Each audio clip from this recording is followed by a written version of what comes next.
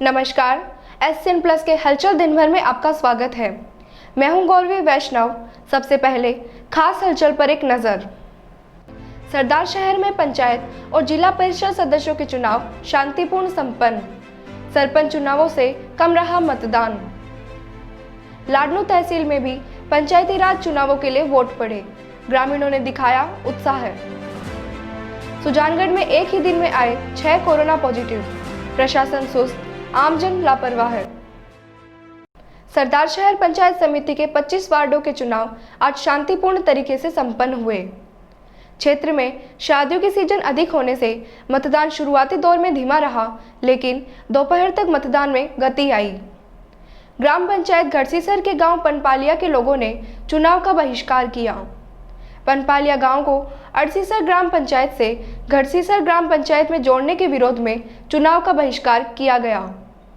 पंचायत समिति सदस्य के निर्वाचन के लिए विधायक भंवरलाल शर्मा की पत्नी और पूर्व प्रधान मनोहरी देवी शर्मा वार्ड 22 और पुत्र केशरी शर्मा वार्ड 18 से भाग्य आजमा रहे हैं।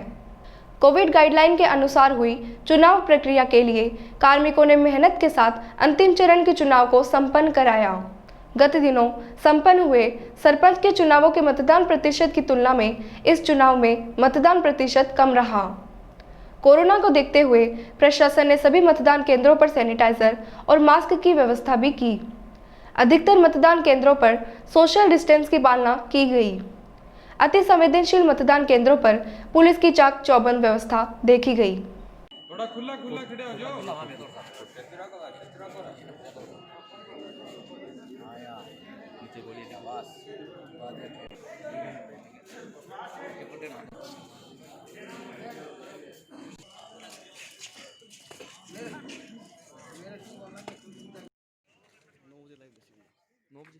आप दूसरे काम में चला कोई ढंग के।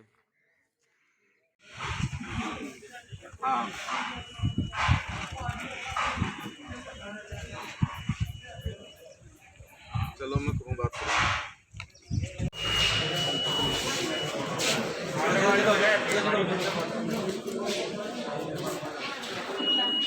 कोरोना को देखते हुए जैसे कोरोना का ग्राफ बढ़ रहा है, सोशल डिस्टेंसिंग की पालना करवाई जा रही है।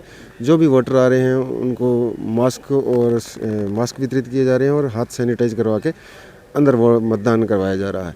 पुलिस जाब्ता पर्याप्त लगाया गया है और शांति से मतदान हो रहा है। नागौर जिले के पंचायत सदस्य और जिला परिषद चुनावों के अंतर्गत आज लाडनू तहसील में मतदान शांतिपूर्ण संपन्न हुआ। जसवंतगढ़ कस्बे सहित लाडनू तहसील के गांवों में लोगों ने पंचायती राज के लिए वोट डाले। इस दौरान प्रशासनिक अधिकारियों और कार्मिकों ने कोविड गाइडलाइन का ध्यान रखा। संवेदनशील क्षेत्रों में भारी पुलिस बल तैनात रहा।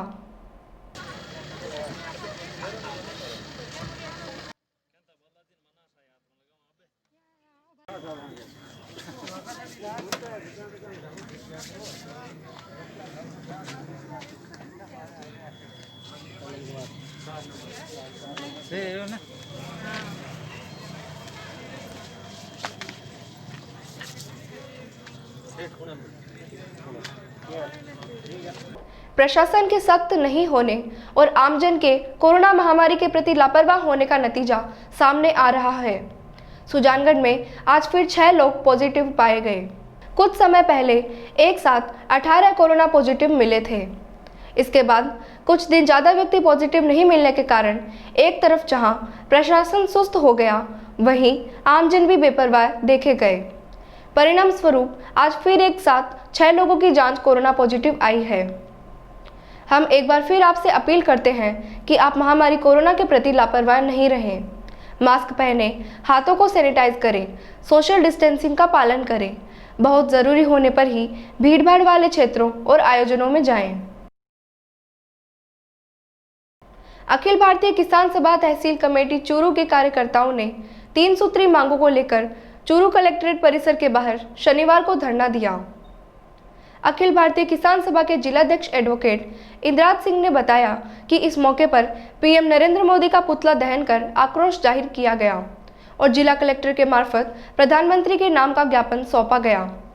ज्ञापन में आवश्यक वस्तु कानून 1925 में संशोधन, मंडी समिति, एपीएमसी कानून का अध्यादेश, संवर्धन अध्यादेश 2020, ठेका खेती पर अध्यादेश 2020 आदि की मांगों को लेकर ज्ञापन सौंपा गया। इस मौके पर सभा के मंत्री घनश्याम पांड्या, तहसील अध्यक्ष रणवीर सिंह भाभू सहित किसान उपस्थित रहे। बाजरे की हुई है वो जान जाएगा क्या बेचने के लिए, या उड़ीसा जाएगा बेचने के लिए, किसान बेचेगा चूरू के बाजार में, चूरू की मंडी, वो कहते कहीं भी बेच लो, क्या दिक्कत है आपको। वो सारे हिंदुस्तान में व्यापार की खुली छूट दे, राजस्थान का बाजरा हरियाणा में नहीं बिकेगा। हरियाणा में बाजरे का भाव 2100 रुपए है और यहाँ 1300 को। किसानों को मुख्य समझते हैं लोग, बराबर पैसे दे रहे हैं, कहीं भी बेच दो। और क्या बेच देंगे भाई, बार क्या है। जिंदाबाद जिंदाबाद जिंदाबाद, किसान एकता जिंदाबाद जिंदाबाद जिंदाबाद, किसान एकता जिंदाबाद जिंदाबाद जिंदाबाद जिंदाबाद जिंदाबाद जिंदाबाद जिंदाबाद जिंदाबाद। पूरे हिंदुस्तान के 248 किसान संगठनों ने दिल्ली का घेराव कर रखा है पिछले 10 दिन से। 5 जून 2020 को हिंदुस्तान की पार्लियामेंट में मोदी सरकार ने 3 कानून पास किए। वो तीनों कानून किसान विरोधी होने के कारण पूरे देश के किसान एकजुट होकर के लगातार संघर्षरत हैं। पिछले 2 महीने से पंजाब और हरियाणा के किसान लगातार संघर्ष में थे, सुनाई नहीं हुई, इसलिए ऑल इंडिया का किसान दिल्ली को घेरे बैठा है। उसी के तहत प्रत्येक जिले में पूरे हिंदुस्तान में आज किसानों का पुतला दहन का प्रोग्राम था। मोदी सरकार का पुतला दहन का प्रोग्राम था। इसी के तहत यहाँ चूरू में भी अखिल भारतीय किसान सभा में पुतला दहन किया और हम कलेक्टर साहब को ज्ञापन देने के लिए आए। चूरू के राजकीय भर्तिया अस्पताल में डे केयर क्लिनिक और पोस्ट कोविड क्लिनिक का शुभारंभ जिला कलेक्टर प्रदीप के गावंडे, पुलिस अधीक्षक परेश देशमुख और डॉक्टर FH गौरी द्वारा किया गया। अस्पताल के गार्डन स्थित कक्ष में खुले इन क्लिनिकों की सेवाएं सुबह 9 से 11 बजे तक रहेगी। इस अवसर पर जिला कलेक्टर ने चिकित्सा कर्मियों को मरीजों हेतु अच्छी सुविधाएं देने के लिए निर्देशित किया। कार्यक्रम में उप नियंत्रक doctor Manoj, covid in charge doctor Sajid, doctor Muralidhar, doctor Arif, Bharat Meena, nursing अधीक्षक कैलाश सैनी, रेवंतमल माहिच, प्रमोद कौशिक आदि उपस्थित रहे।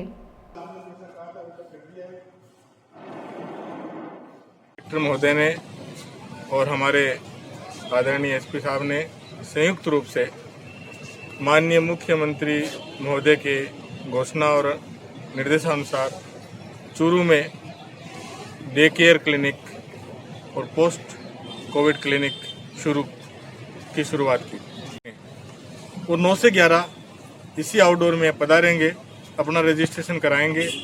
उनको डॉक्टर लोग इंजेक्शन लिखेंगे, भर्ती की टिकट बनेगी, रिकॉर्ड मेंटेन होगा और उनको इंजेक्शन लगेंगे। इंजेक्शन लगने के बाद वो घर जा सकेंगे। ये प्रक्रिया 5 दिन तक लगातार उस मरीज को अपनानी है, समय पे आना है, ये मेरे साथ में रिक्वेस्ट है।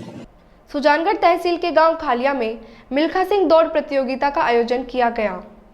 दौड़ में 215 धावकों ने भाग लिया, जिनमें से प्रथम 11 धावकों को पुरस्कार देकर सम्मानित किया गया। दौड़ में सुरेंद्र कड़वासरा पहले स्थान पर रहे, दूसरा स्थान गोविंद और तीसरा स्थान परमेश्वर ने प्राप्त किया। आयोजन के दौरान युवाओं में भारी उत्साह देखा गया। वहीं दौड़ को देखने के लिए भारी संख्या में ग्रामीण भी उपस्थित रहे।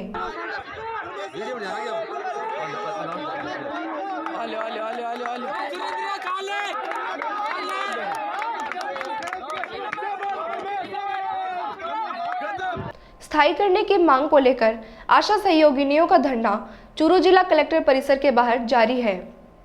आशा सहयोगिनियों ने मांग पूरी नहीं होने पर प्रदेश भर में कार्य बहिष्कार की चेतावनी दी है। धरने पर बैठी राजस्थान आशा सहयोगिनी यूनियन जिला अध्यक्ष कौशल्या ने बताया कि प्रदेश भर में आशा सहयोगिनियां 2004 से अल्प मानदेय पर कार्य कर रही है।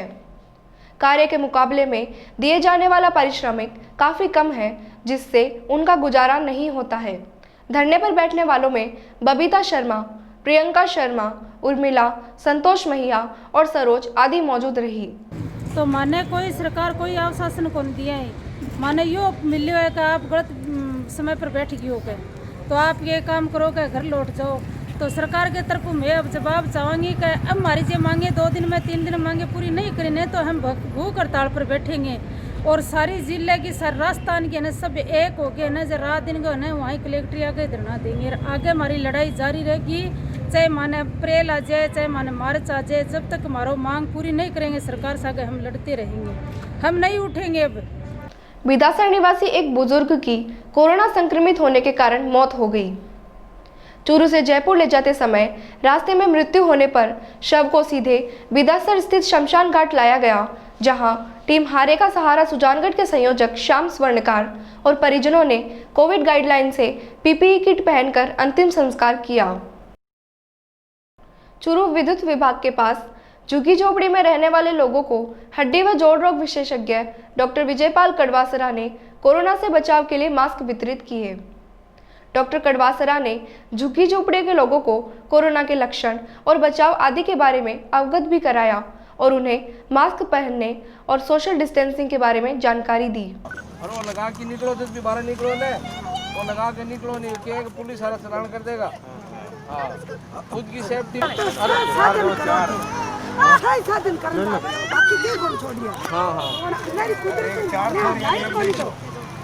लाइट क्यों कौन दिला? अरे लाइट अब कनेक्शन करा के